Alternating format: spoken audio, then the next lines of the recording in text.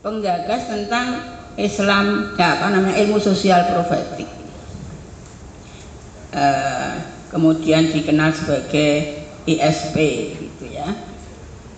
Kemudian saya ditanyakan juga tentang Pak Kunto kok mempunyai pendekatan profetik itu bagaimana begitu. Saya kira hampir semuanya sudah paham apa itu profetik, pendekatan profetik. Menangkap maksudnya Pak Kunto itu, yang dimaksudkan pendekatan profetik adalah bagaimana ya profetik, kita tahu bahwa profet itu nabi, jadi pendekatan kenabian disandarkan kepada tugas nabi, khususnya Nabi Muhammad adalah untuk mensejahterakan manusia dari aspek-aspek kehidupannya, yang kemudian juga dari segi spiritual dan juga dari kehidupan yang duniawi dengan sendirinya itu. Kemudian Pak Kunto mengatakan, dan saya kira juga orang banyak mengatakan, bahwa pendekatan profetik itu adalah untuk mendampingi ilmu yang sudah berkembang, yang dianggap sebagai ilmu sekuler karena sumbernya dari barat.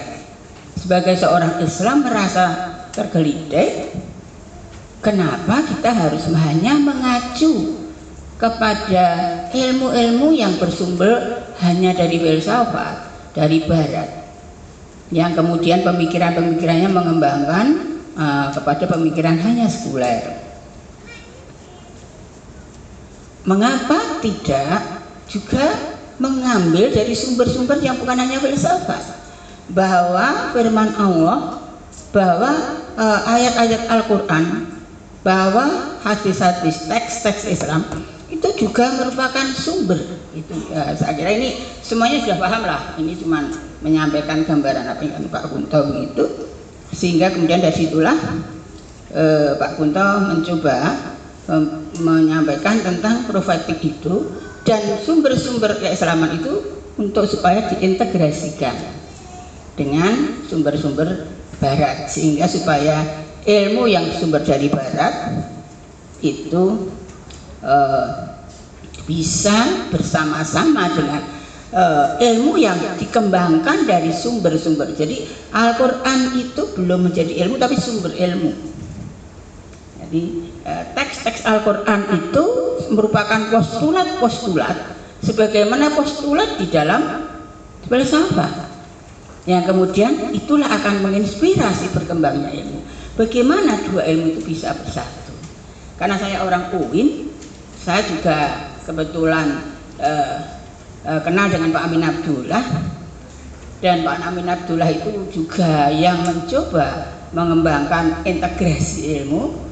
Kemudian saya juga bersama dengan Pak Amin ketika IAIN berubah dengan UIN, itu saya juga membersamai beliau, sehingga antara ilmu Pak Kunto dengan ilmu Pak Amin itu kemudian bisa bersama-sama. Kalau di UIN itu ya digunakan untuk mengembangkan ilmuwan, supaya ilmu agama tidak berdiri sendiri, kemudian ilmu barat tidak berdiri sendiri.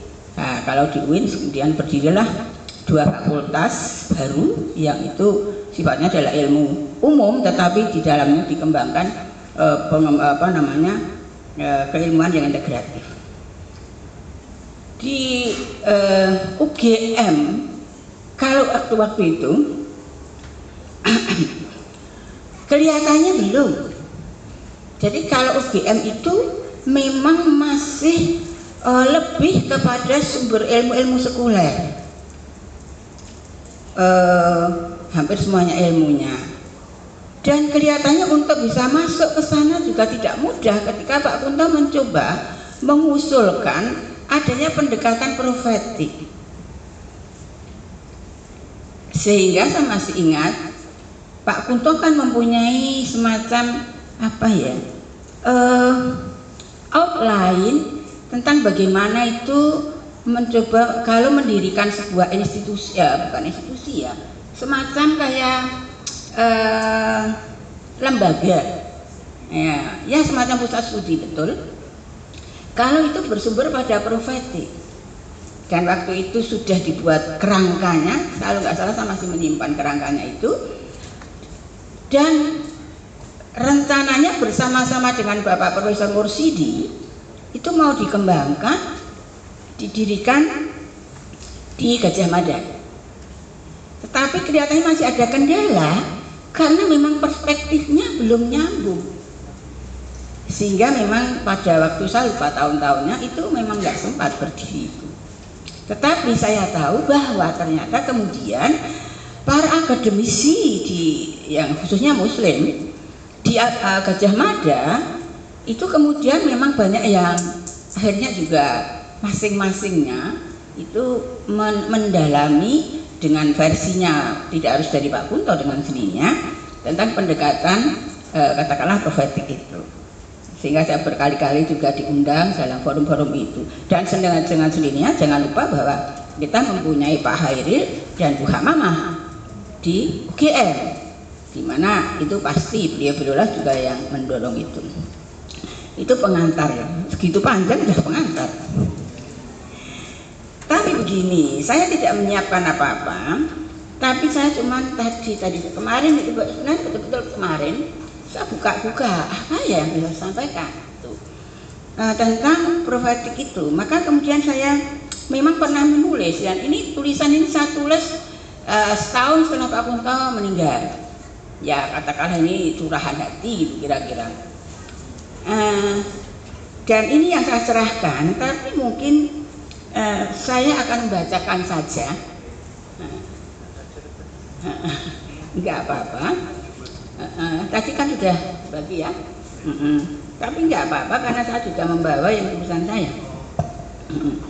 Jadi maksud saya biar agak lebih apa ya, kalau saya sampaikan secara lisan seringkali tidak terstruktur, maklum ya. Nah itu memang karena bukan bidang ilmu saya ya, jadi ini supaya lebih struktur itu karena sudah saya tuliskan begitu kira-kira.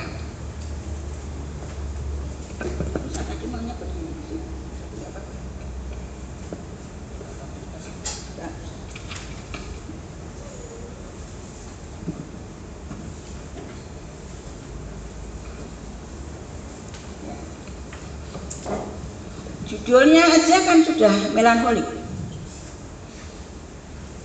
renungan tentang pribadi profetik Mas Kunto gitu.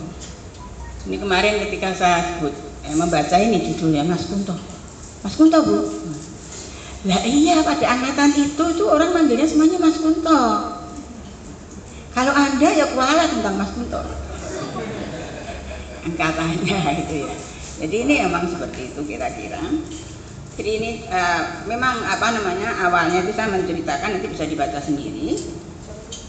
Awalnya tentang bagaimana Pak Kunto pada tahun 92 itu sakit, itu kemudian berada di terserang terserang namanya virus sebenarnya kata dokter itu virus A termasuk ganas dan menyerang otak yang kemudian menjadi meningoencephalitis. Jadi menyerang bukan hanya meningitis, tapi menyerang otaknya juga. Jadi kata dokter itu agak lama dengan sendirinya 4 bulan di rumah sakit di ICU 35 hari. Jadi komanya juga cukup lama.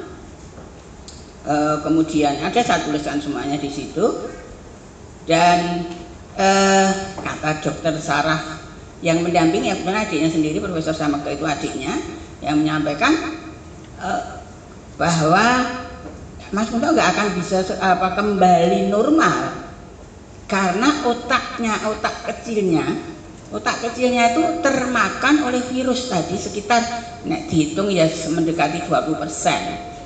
Jadi kalau belum ada penggantian, dan itu tidak ada tergantikan, ya itu maka memang nggak bisa. Sehingga kemudian Pak Kunto memang kendalanya adalah pada motorik, ya, pada motorik. Itu kemudian Ini saya akan sampaikan langsung saja pada belakangnya aja.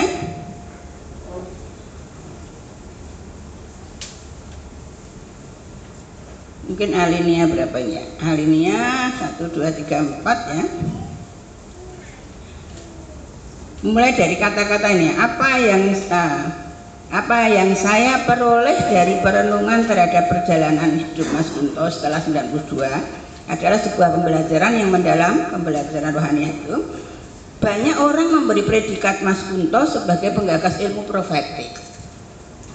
Tampaknya nilai profetik memang sudah menjadi bagian dari pribadi Mas Kunto semenjak usia muda, yaitu nilai-nilai transenden dan nilai-nilai tentang keharusan peduli atau concern terhadap tercapainya peradaban kemanusiaan. Mungkin kekuatan pribadi profetik itu juga yang menjadi unconscious motivation Mas Kunto sehingga survive dalam menjalani keadaan sakit selama 13 tahun 1 bulan 15 hari. Kekuatan transenden Mas Kunto memang sangat tinggi. Ini saya komentari sendiri dalam kurung itu, apa saya patut menilainya? Indikatornya adalah rasa ikhlas dan tawakalnya kepada Allah SWT. Bahkan terhadap keadaan sakitnya yang banyak orang menganggap sebuah penderitaan, dia mengatakan itu sebuah hadiah. Sekitar 1 tahun setelah pulang dari rumah sakit, saya pernah bertanya bagaimana sikapnya dengan keadaan sakitnya itu, yang banyak orang termasuk saya menyimpan pertanyaan. Kenapa orang seperti Mas Kunto kok sakit seperti itu? Jadi emang ya itu kelumpuhan total cukup lama waktu itu. Begitu kira-kira pertanyaan itu. Kemudian maka jawab Mas Kunto enteng saja. Lah yen ora aku sing lara kaya ngono terus apa? Atau lah kalau bukan saya yang sakit seperti itu terus siapa? Namun sebenarnya saya merasakan bahwa Mas Kunto bukannya tidak menderita karena sakitnya tersebut. Pernah suatu waktu terungkap pada jawaban surat kepada seseorang yang mengalami sakit menahun, yang bertanya tentang bagaimana menyikapi penderitaan itu. Dia menjawab dalam suratnya bahwa penderitaan sakit itu dinikmati saja. Kekuatan Mas Kunto untuk menerima keadaan sakitnya memang luar biasa. Saya langsungkan aja, yang subjektif nggak perlu ya. Kekuatan kepedulian Mas Kunto terhadap peradaban kemanusiaan juga sangat tinggi. Tampaknya ia ingin berbuat banyak sekali untuk orang lain, untuk manusia. Mungkin juga kekuatan itu karena terobsesi oleh penderitaan para tetangganya di Ngawonggo ketika masih ikut eyangnya, kakeknya, sampai dengan usia SMP. Mas Kunto sering bercerita tentang para tetangganya itu, orang-orang desa yang dulunya berjaya karena pabrik tenunnya, tetapi kemudian terpuruk karena terlindas oleh proses industrialisasi. Juga tetangganya yang menjadi korban keganasan sistem pemerintahan militer yang otoriter pada masa Orde Baru. Banyak tetangganya yang dia kenal dengan dekat menjadi korban tersebut. Mereka adalah orang-orang desa yang sederhana, lulusan SD dan hanya seorang buruh dituduh menjadi aktivis atau mata-mata ekstrim kanan, kemudian diciduk. Setelah beberapa lama pulang dalam keadaan cacat yang tidak berdaya, Mas Kunto sangat terobsesi dengan keadaan tersebut, mungkin juga sangat sakit hati dengan penderitaan para tetangganya itu. Maka banyak tulisan-tulisannya, baik fiksi maupun non-fiksi, yang merefleksikan kondisi penderitaan orang-orang tertindas. Bahkan sebuah sinopsis 2 halaman yang siap ditulis dengan judul Keluarga Wongso yang masih tertempel di ruang kerjanya sampai sekarang, tidak saya itu, yang belum sempat ditulis berarti, berisi tentang perjalanan hidup orang kecil di desa. Mas Kunto adalah pekerja keras dan disiplin. Jadi ini saya menyampaikan karena ada pertanyaan gini ya, bagaimana sih proses kreatif Pak Kunto gitu ya, ini saya sampaikan juga. Saya ulang, Mas Kunto adalah seorang pekerja keras dan disiplin tinggi. Dia mempunyai motivasi yang tinggi untuk melaksanakan apa yang diinginkan dan digagaskan. Dia orang yang sangat talented, berbakat. Mungkin menurut Abraham Maslow, Mas Kunto termasuk orang yang mampu memiliki hierarki motivasi tertinggi. Meta motivation, motivasi aktualisasi diri, motivasi mengaktualisasikan nilai-nilai keagungan. Dalam benak Mas Kunto tidak ada kata gagal. Semua usaha pasti berhasil dan semua pekerjaan pasti bisa diselesaikan. Gagasan selalu mengalir di pikirannya. Semua gagasan itu tidak dibiarkan lewat. Mas Kunto sejak muda biasa menuliskan gagasan-gagasannya dalam bentuk poin-poin pada buku kecil atau potongan kertas apa saja yang ditemukan saat gagasan itu muncul. Bahkan juga menjelang tidur. Bisa saja tiba-tiba dia bangun, menuliskan sesuatu pada buku kecil atau kertas di samping tempat tidur. Sebelum terkena sakit pada tahun 1992, jam kerja Mas Kunto sampai jam 1 malam. Buku kecil dan sobekan kertas itu menjadi sebuah bank gagasan yang akan dituliskannya dalam bentuk fiksi atau non-fiksi ketika waktu sudah mengizinkan. Bahkan setelah sekian puluh tahun kemudian, novel Mantra Pejina Ular terbit tahun 2000 serta Wasri dan Satinah 2003 adalah contohnya yang sudah ada dalam catatan kecil sejak tahun 70.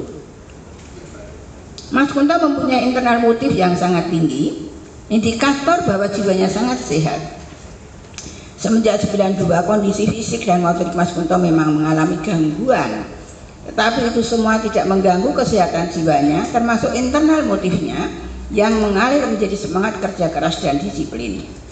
Sifat kerja keras dan disiplin itu telah menjadi saluran derasnya bakat Mas Kunto yang teraktualisasikan dalam berbagai karya, selalu outstanding.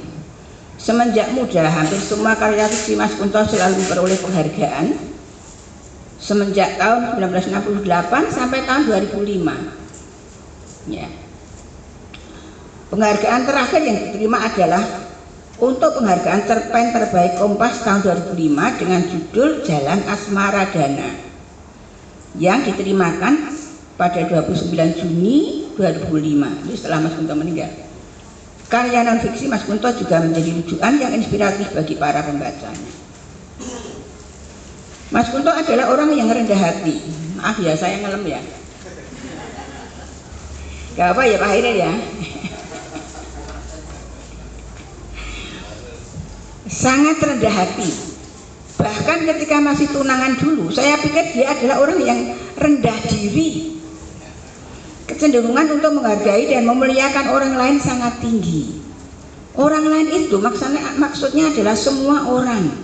Anak-anak, orang muda, orang tua, tidak pandang kekayaan, pangkat, dan jabatan.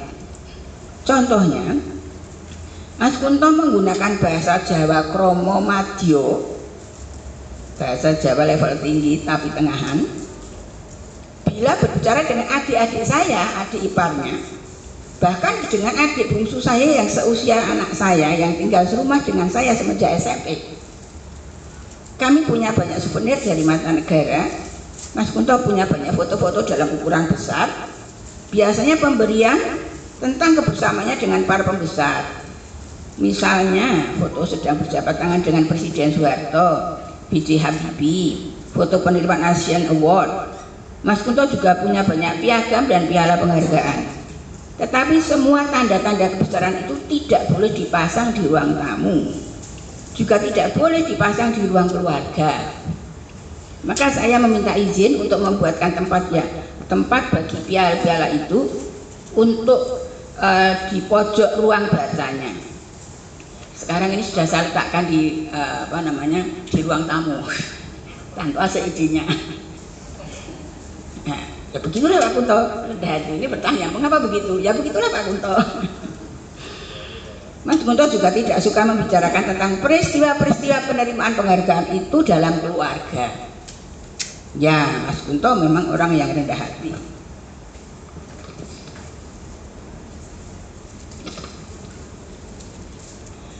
Itulah diantara sifat Mas Kunto yang mampu saya renungkan, yang tampaknya ikut mempengaruhi gagasan etika profetiknya. Etika profetik sudah menjadi bagian dari pribadi dan obsesinya. Etika profetik yang kemudian dirumuskan untuk menjadi dasar-dasar nilai keilmuan yang diimpikannya sejak tahun 70.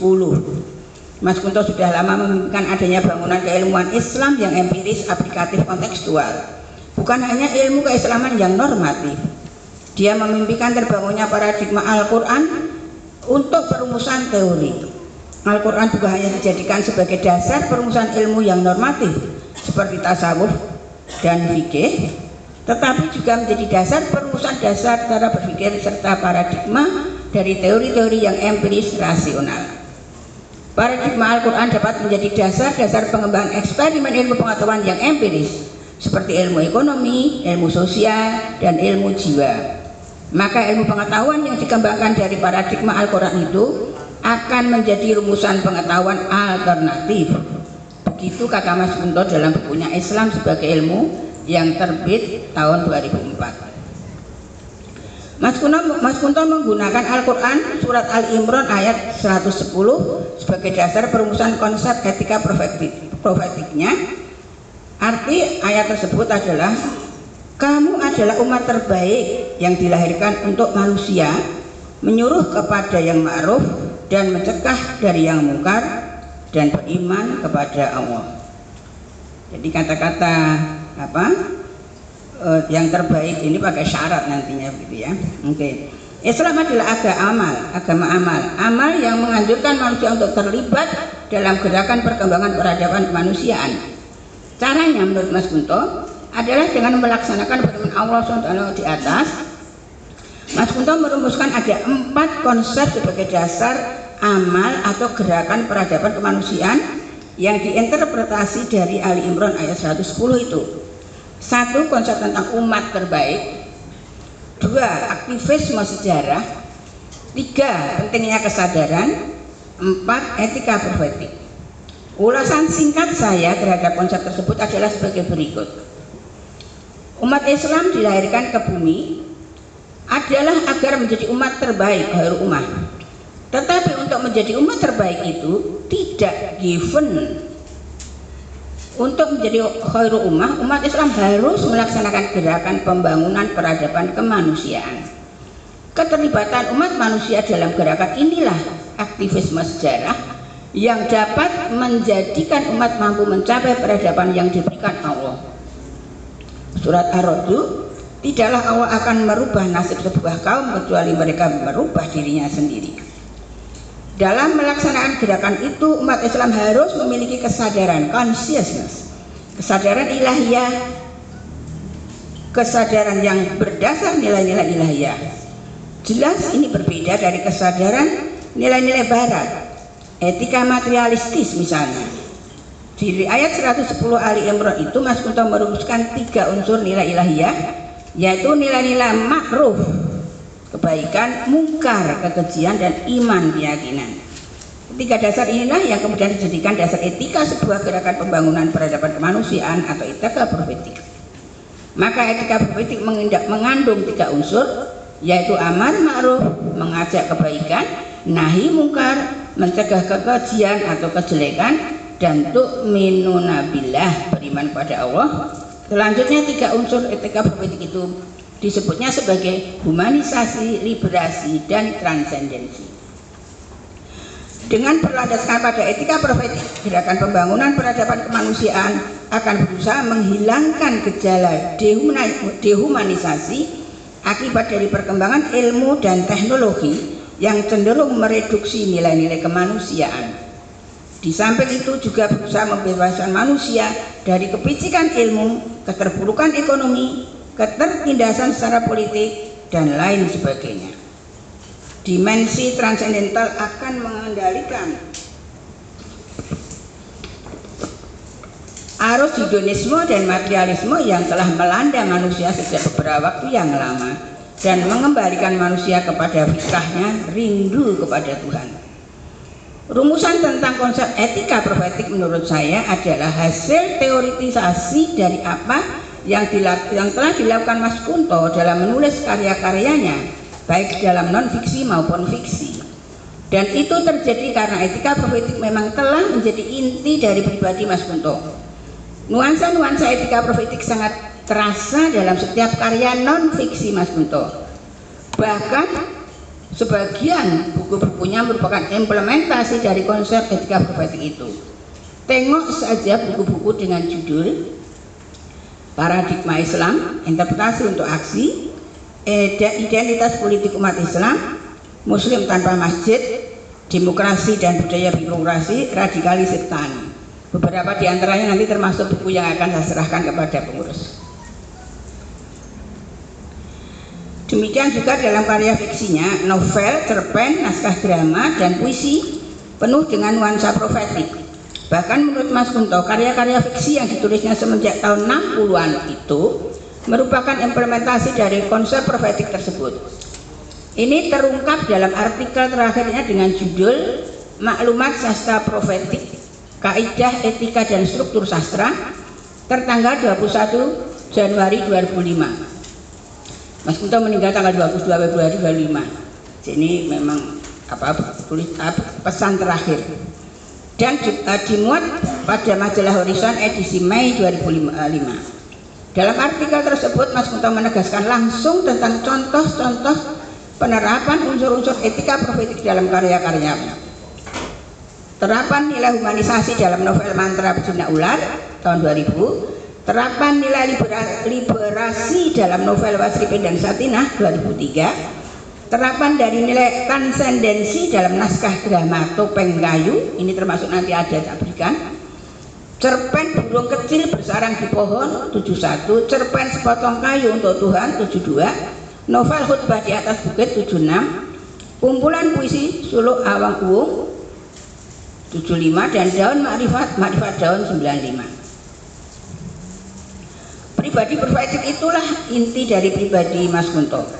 Suatu mahma pada dunia dalamnya Mas Kunto yang selalu mendidih dan bergelora dalam kondisi apapun, kondisi sehat maupun sakit, yang menjadikannya selalu gelisah dan gairah secara emosional, intelektual dan spiritual ketika membaca fenomena-fenomena yang menyentuhnya. Kegelisahan dan kegairahan profetik itu tidak terkikis oleh kondisi keterbatasan fisik dan motorik. Semenjak 92 itu bahkan menjadi semakin kuat dan tajam. Ini terbukti pada komentar banyak orang terhadap tulisan-tulisan Mas Kunto setelah 92 yang dinilai semakin tajam dan mendalam. Pribadi profetik itu telah menjadi daya survival Mas Kunto dalam menjalani cobaan fisiknya. Menurut pandangan orang, termasuk saya, cobaan fisik tersebut adalah sebuah penderitaan, tetapi Mas Kunto menganggap itu adalah sebuah hadiah. Maka ia memanfaatkan hadiah itu sebaik-baiknya. Dan jadilah karya-karya yang monumental. Semoga Allah memberi tempat yang terbaik isinya. Amin. Ini saya tulis tanggal 6 Januari 2006, jadi sudah lama sekali, mungkin sudah out of date, maaf saya tidak bisa menyiapkan yang lebih dari itu. Saudara-saudara sekalian dan bapak-bapak, ibu-ibu yang pantas saya panggil bapak ibu, semuanya masih muda-muda.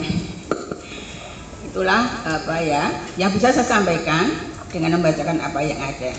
Mudah-mudahan bermanfaat. Billahi taufiq. Assalamualaikum warahmatullahi wabarakatuh. Waalaikumsalam. Betul. Bisa kita beri tepuk tangan? Kami supaya agak nyambung. Mohon maaf Mas, apa tadi? Mas Al. Buku yang tas itu yang berisi tas ini. Tolong dibawakan ke sini.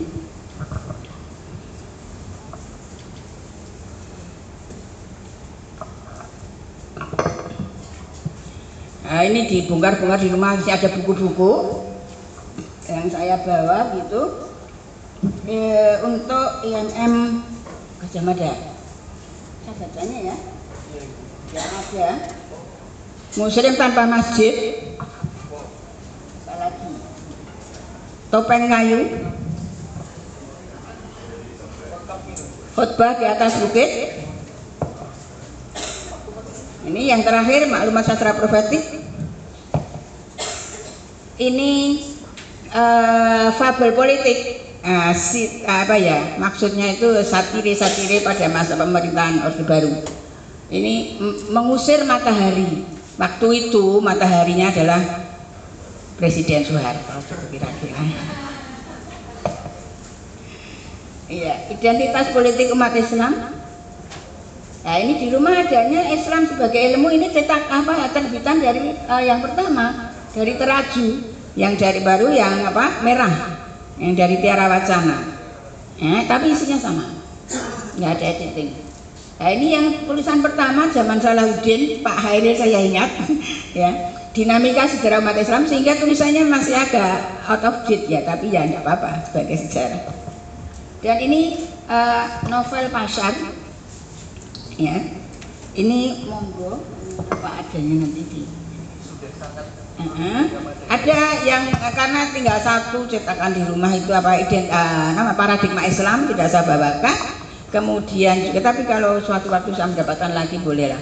Kemudian disertasi yaitu Madura.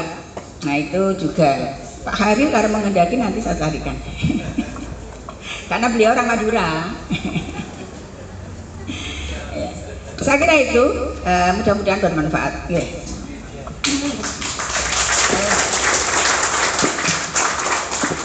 Saya bingung mengungkapkan dengan kata-kata Ibu. Terima kasih banyak untuk 1, 2, 3, 4, 5, 6, 7 1, 2, 3, 4, 5, 6, 7, 8, 9 bukunya Bu. Ini berapa bulan ngabisin? Insya Allah kita daras secara rutin di MMUGM. Jadi Pak Kunto itu bukunya ada sekitar 25 buku yang ditulis sebelum sakit. Itu kan dulunya juga kumpulan makalah gitu, sekitar 14. Kemudian selebihnya adalah tulisan setelah sakit. Ya. Oh iya, kami mau ucapan sugeng rawuh kepada Mas Givari Yuristiadi. Selamat datang. Ini Bu, sebelum ini kan seharusnya setelah ini kita coba buka forum sesi tanya jawab. Tapi sebenarnya saya ada pertanyaan yang saat ingin saya tanyakan. Insya Allah bisa Bu. Ini Bu, kan tadi disampaikan bahwa environment sosialnya Pak Kunto itu memotivasi beliau, termasuk dalam memunculkan social prophetic itu Bu. Saya tuh bertanya-tanya Ibu, sebenarnya munculnya social prophetic dari Prof. Kunto itu didorong karena kegelisahannya terhadap masyarakat atau semata-mata karena dorongan religiusitas dari dirinya Ibu?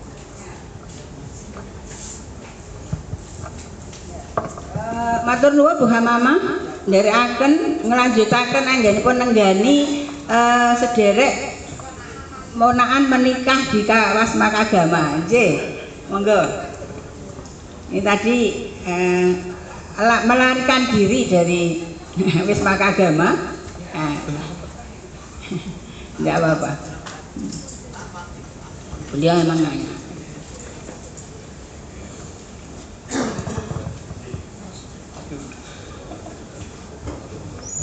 Ya, jadi tidak bisa dipisahkan antara dorongan spiritualitas serta dorongan kemanusiaan. Jadi sudah saya katakan di dalam pengalaman kehidupnya Mas Kunto itu, memang beliau itu memang orang yang sejak kecil sudah, jadi dalam film juga dikatakan sejak kecil memang sudah biasa di madrasah dan sebagainya, lingkungan kampungnya juga Islamis, sehingga memang religiusitas atau yang lebih tepatnya daya spiritualitasnya itu memang sudah menjadi bagian dari dirinya. Tetapi juga lingkungan masyarakatnya yang dikatakan tadi, beliau menyaksikan ketika masih muda itu tentang bagaimana penderitaan lingkungan masyarakat. Memang ya itu tadi ya, lingkungan Ngawonggo itu Pedan kan kebanyakan itu tenun. Nah, mereka terpuruk dan menjadi miskin. Nah, kemudian juga tadi yang saya katakan, ada orang tetangganya yang dibawa tentara, padahal dia itu orang desa biasa, dituduh menjadi ekstremis, digebuki di sana, pulang sudah cacat, tak berdaya. Itu semuanya di antara yang menginspirasi bahwa itu penting, bahwa kemudian Islam tidak hanya menjadi yang bersifat normatif, tapi Islam harus bisa membumi, dan itu adalah Muhammadiyah. Kita tahu bahwa Muhammadiyah itulah bahwa kita kemudian mensejahterakan manusia, mensejahterakan umat, itu adalah bagian dari itu. Sugeng Rawuh namanya siapa itu? Oh, ini bosnya masjid UGM. Sugeng Rawuh Pak Masuri.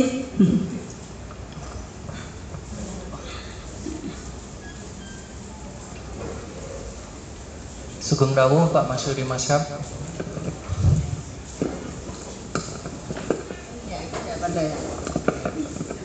Oh, baik, terima kasih Bu. Sebenarnya saya masih ada pertanyaan, tapi akan saya ini dulu, kita buka dulu karena kita ada tokoh-tokoh kita yang sangat besar dalam arti majas ya, besar. Untuk pertama ini ada cukup banyak Ibu, ada Prof. Khairil, ada Pak Malik Usman, ada Pak Aas, ada Mas Gifari, dan kedatangan Pak Masuri. Ini mau dari siapa dulu Ibu? Atau kalau boleh Pak Khairil, Prof?